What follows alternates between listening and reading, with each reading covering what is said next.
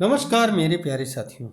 मैं डीपी आज आप लोगों के सामने एक नए वीडियो के साथ।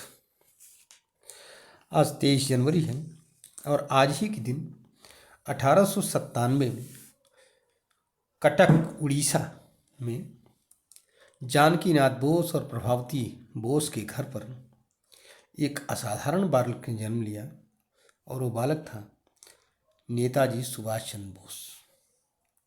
सुभाष नाम था। पढ़ने में काफ़ी ब्रिलियंट बालक, जो कि बाद में आईसीएस की परीक्षा भी उत्तीर्ण किया। भारत में आकर के फिर स्वतंत्रता आंदोलन में भाग लिया, फॉरवर्ड ब्लॉक बनाया, अपनी एक अलग पार्टी। बाद में यहाँ से भाग करके अफ़गानिस्तान के रास्ते, अंग्रेज़ों की आंख में धूल झोंकते हुए अफ़गानिस्तान के रास्ते उन्हीं की नाक के नीचे से जर्मनी तक पहुँच गए। जर्मनी से फिर जापान गए और जापान से फिर वापस आज़ाद हिंद फौज के साथ अंग्रेज़ों से लोहा भी लिया, टक्कर भी लिया, लेकिन नीयत की मंजूरी कुछ और थी।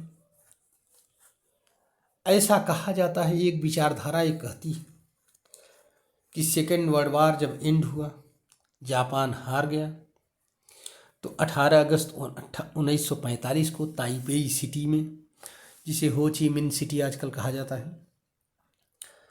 तो ताइपेई सिटी में वायुयान दुर्घटना में उनकी मृत्यु हो गई। दूसरी विचारधारा ये भी कहती है कि ताइपेई सिटी में कोई मृत्यु नहीं हुई थी, उस दिन कोई विमान दुर्घटना नहीं हुई थी। ये सब बनावटी बातें हैं।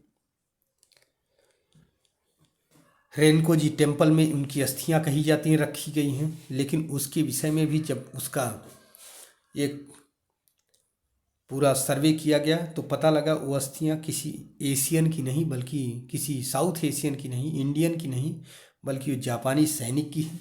क्योंकि चेहरे की बनावट जब हम देखेंगे उसके जबड़े की हड्डियों के आधार पर, तो वो किसी जापानी की ही लगती है। ठीक है। अब यहाँ पर सवाल ये पैदा होता है कि मरे थे कि नहीं मरे थे उस वायुयान दुर्घटना में।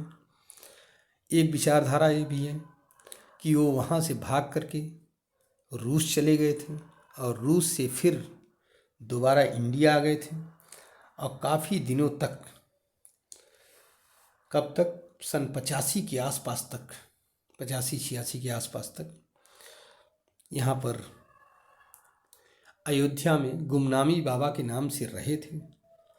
जैसा कि मैंने अपनी इसमें स्टेटस में दिया है, इसकी फ़ोटोग्राफ में गुमनामी बाबा की ही तस्वीर है जो बाबा की तरह बैठे हैं और बगल में सुभाष चंद्र बोस की असली तस्वीर है।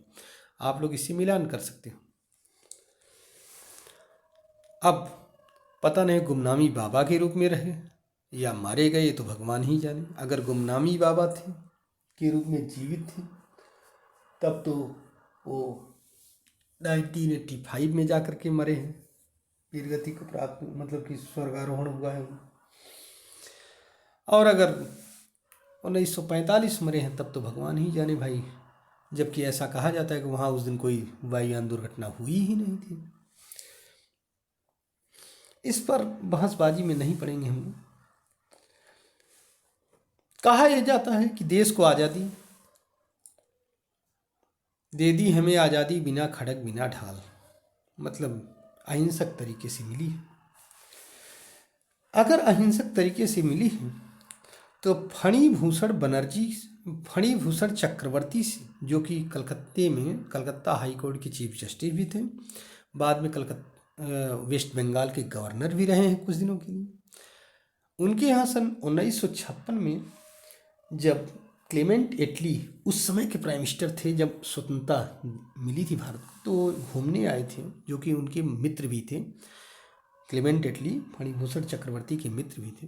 उनके यहाँ जब घूमने आए तो उन्होंने पूछा चक्रवर्ती ने कि ये बताइए आप लोग देश को छोड़ क्यों गए? सब चीज़ तो आपके फेवर में था, भारत छोड़ो आंदोलन समाप्त हो चुका था, आपने सारे क्रांतिकारियों का दमन कर दिया था एक तरह से, तो फिर आप लोग छोड़ करके चले क्यों गए? तो उनका जवाब था कि हम लोग क्रांतिकारियों, ये जो आंदोलनकारियों की वजह से नहीं चले गए थे, बल्कि हम लोग चले गए थे जब नेवी में विद्रोह हुआ। तो इससे ब्रिटिश सरकार पूरी तरीके से दहल गई थी, मतलब परेशान हो गई थी कि अगर कहीं ऐसा विद्रोह आर्मी और एयरफोर्स में हो जाएगा तो कोई भी ब्रिटिश यहाँ से जिंदा नहीं जा पाएगा। 57 वाली म्यूटिनी से भी भयंकर विद्रोह होगा, और 57 में तो हम लोग बच गए थे, लेकिन अब नहीं बचेंगे। इसलिए भारत को स्वतंत्र करने की तारीख निश्चित की गई और मई 1948 तक भारत को स्वतंत्र करने का निर्णय लिया गया। लेकिन अंग्रेजों की इतनी जल्दी थी कि 15 अगस्त 1947 को ही वो यहाँ से बोरिया बिस्तर समेट के भाग गए। ये हालत थी। अब आप सभी को मालूम होना चाहिए कि इस नेवल विद्रोह में, जो कि बम्बई से कराची तक फैला हुआ था, हजारों की संख्या में सैनिक शामिल थे, नेवी के सैनिक। इसके ट्रायल का एंड 7 से 8 जनवरी 1946 को हुआ। ठीक है, रेड फोर्ट में इसका ट्रायल हुआ था। भूला भाई देसाई, कैलाश नाथ काटजू, जवाहरलाल नेहरू, इन सब लोगों ने अपनी काली कोटी पहन करके इसके पक्ष में दलीलें दी थी, इनको छुड़वाने का काम किया था। लेकिन वास्तविकता क्या है? वास्तविकता ये है कि 10 जनवरी 1946 को एक ट्रेन मंगाई गई। वो चलती थी जिगार से कच्छ टू मुल्तान, ठीक है। और वहाँ से इस ट्रेन में 1019 ब्लैक लिस्ट सोल्जर्स को भर दिया गया, बैठा दिया गया। वे मुल्तान में गए और आज तक उनका पता नहीं लगा कि वो कहाँ। इन सब चीज़ों को कोई बताता नहीं है, शायद या देश से ये सब डाटा छिपाया गया। प्रोफेसर कपिल कुमार ने अपनी एक पुस्तक अभी लिखी है, रिमूविंग स्मोक्स। उसी के कुछ अंश को जब मैं देख रहा था तो मुझे ये जानकारी मिली। अब नेताजी कितने बड़े विजनरी थे, इस बात का अंदाजा इससे लगता है।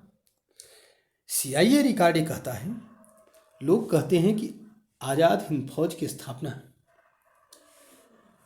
जापान में हुई, लेकिन आप लोगों को मालूम होना चाहिए कि नेताजी अपने जाने से पहले और जाते जाते जब देश से अंग्रेज़ों की नाक के नीचे से निकल रहे थे तो अफ़गानिस्तान जब पहुँचे तो उन्होंने एक मोजोटो वॉलेंटियर्स का गठन किया, एक दस्ता बनाया था और इसमें काफ़ी लोग सम्मिलित हुए थे। जर्मन एम्बेसी के थ्रू बाद में इसको रास बिहारी बोस से जाकर के मिले थे और ये मोजोटो वॉलंटियर्स जो हैं आज़ाद हिंद फौज के सैनिक बने थे। 29 सैनिक, CIA की डॉक्यूमेंट नहीं, इंडियन नेशनल आर्काइव से ये डॉक्यूमेंट पता लगता है कि 29 अरकान में करीब 29 के करीब इंडियन सोल्जर्स INA को ज्वाइन किए थे अरकान में, ठीक है। ब्रिटिश आर्मी के सैनिक थे और ऑफिसर थे। इनमें से 4 सोल्जर ऐसे थे जो 1939 में ही नेताजी से कलकत्ता में उनके संपर्क में थे।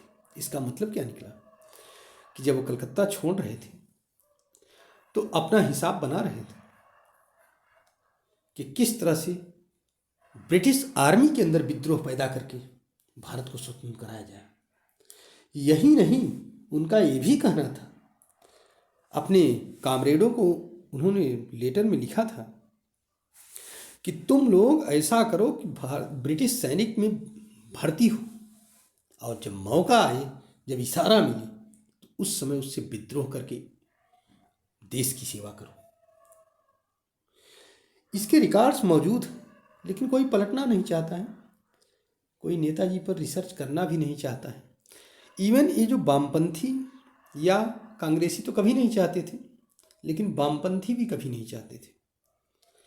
वामपंथी नेताजी,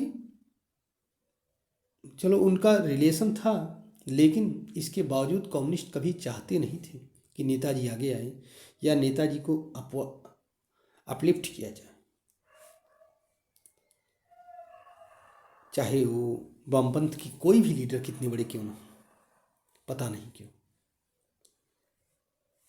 आज तो खैर भारत सरकार ने एक अच्छी घोषणा भी की है कि नेताजी की एक 25 फुट ऊंची प्रतिमा, 28 फुट ऊंची प्रतिमा सेंट्रल विस्टा प्रोग्राम के तहत उस एरिया में लगाई जाएगी जहां कभी सम्राट जॉर्ज पंचम की मूर्ति रहा करती थी। तो ये एक अच्छा कदम है, इससे देशवासियों को प्रेरणा मिलेगी। आइए हम अपने वीडियो को यहीं पर समाप्त करते हैं, क्योंकि वीडियो काफ़ी लंबा हो चुका है और इसके साथ ही आप सभी को नमस्कार और पुनः नेताजी को एक श्रद्धांजलि अपनी तरफ से। जय हिंद, जय भारत।